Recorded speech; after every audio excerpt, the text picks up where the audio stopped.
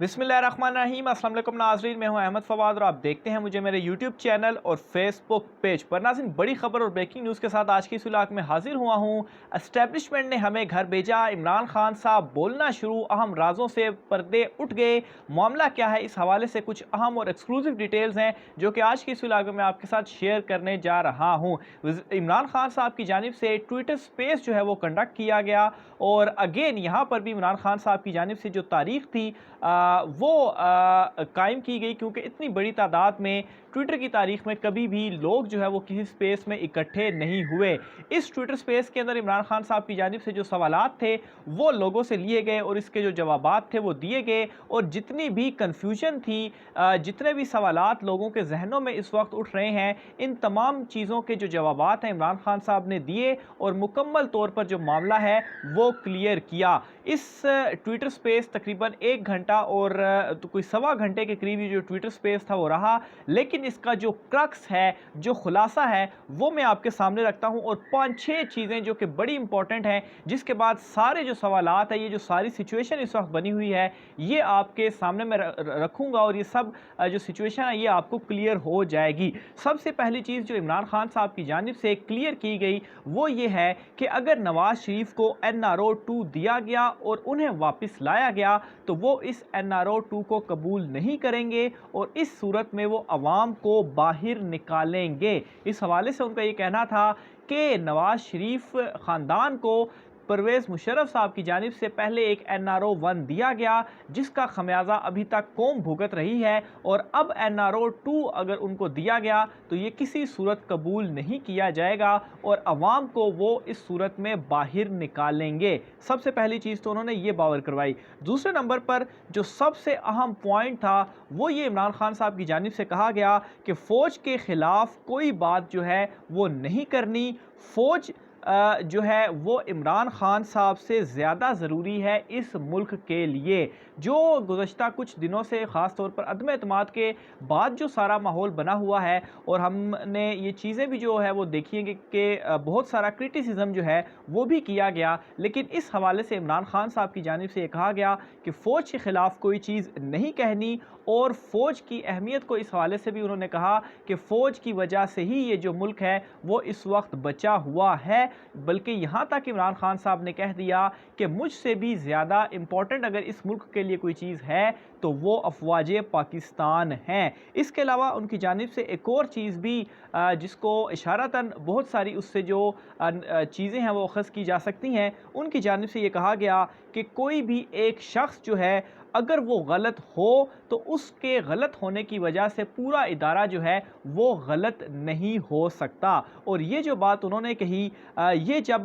बात चल रही थी चीफ़ इलेक्शन कमिश्नर के हवाले से, तो तब इमरान खान साहब की जानिब से ये जो बात थी वो कही गई, यानी कि चीफ़ इलेक्शन कमिश्नर के ऊपर भी उन्होंने जो क्वेश्चन थे वो रेज़ किए कि वो किस तरह से एक तरफ़ा जो कार्रवाइयाँ हैं, ख़ास तौर पर फॉरेन फंडिंग का आप केस देख लें, पीपल्स पार्टी और नून लीग का भी केस है, तो उनको भी साथ चलाना चाहिए, लेकिन सिर्फ़ और सिर्फ इमरान खान साहब के हवाले से जो फॉरेन फंडिंग PTI का केस है उसको चला रहा है। बहरहाल इस हवाले से उन्होंने ये चीज़ कही कि एक शख्स के गलत होने की वजह से पूरे इदारे को गलत नहीं कहा जा सकता। उनसे सवाल ये हुआ था कि अगर इस वक्त ये तमाम तर लोग आपके ख़िलाफ़ हो गए हैं तो क्या गारंटी है जब आप इंतखाबात में जाएंगे तो आपके साथ धांधली नहीं होगी। तो इस पर उन्होंने ये चीज़ क्लियर की कि अगर एक शख्स कोई इस तरीके से कर रहा है तो ज़रूरी नहीं उस इदारे में मौजूद तमाम लोग इस तरीके से करें। तो इस चीज़ का आंसर उन्होंने इस तरह से जो है वो दिया है। इसके अलावा नाज़रीन, एक और बड़ी अहम चीज़ उनकी जानिब से ये कही गई और वो एक मुतालबा भी था, वो ये था कि वो इस वक्त एक मुतालबा करते हैं और इस वक्त जो उन्होंने तहरीक चलाई है वो नए इंतखाबात के लिए है, और वो ये चाहते हैं कि नए इंतखाबात हों और फिर उसके बाद अवाम जिसको मैंडेट दे वो ही हुक्मरान जमात हो। और उन्होंने ये कहा कि अवाम उनको जो है वो 2/3 अक्सरियत दिलाने के बाद इस इक़्तिदार में लेकर आए, क्योंकि जिस तरह फंस कर उन्होंने इत्तेहादियों के साथ इस मरतबा हुकूमत की है, उस सूरत में कोई जो काम करना है वो बहुत ज़्यादा मुश्किल है। और अगर अवाम वाकई में तब्दीली चाहती है तो अवाम को इन्हें 2/3 अक्सरियत जो है वो देना होगी, ताकि वो वहाँ पर काम जो है वो कर सकें। और एक इशारा जो था नाज़रीन वो सदारती निज़ाम की तरफ भी था, क्योंकि उन्होंने कहा कि जो पार्लिमानी निज़ाम है इसमें इखलाकी तौर पर चीज़ों का दुरुस्त होना बहुत ज़्यादा ज़रूरी है, जो कि अभी तक नज़र नहीं आया। तो इनडायरेक्टली ये एक इशारा भी था सदारती निज़ाम की साइड पर, क्योंकि अगर वो निज़ाम आता है तो फिर उसके बाद ही इमरान खान साहब के पास ये पावर्स मौजूद होंगी कि वो ख़ुद मामलात को बराह रास्त जो है वो ठीक कर सकते हैं। फिर इसके अलावा एक और चीज़ इमरान खान साहब की जानिब से मसला कश्मीर के हवाले से भी बात की गई, और इसके ऊपर बात करते हुए उन्होंने कहा कि मसला कश्मीर का जो हल है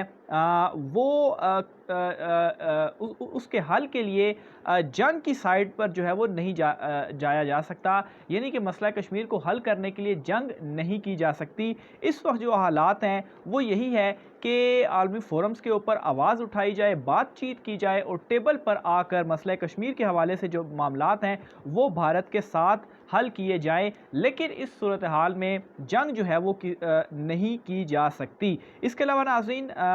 इलेक्शन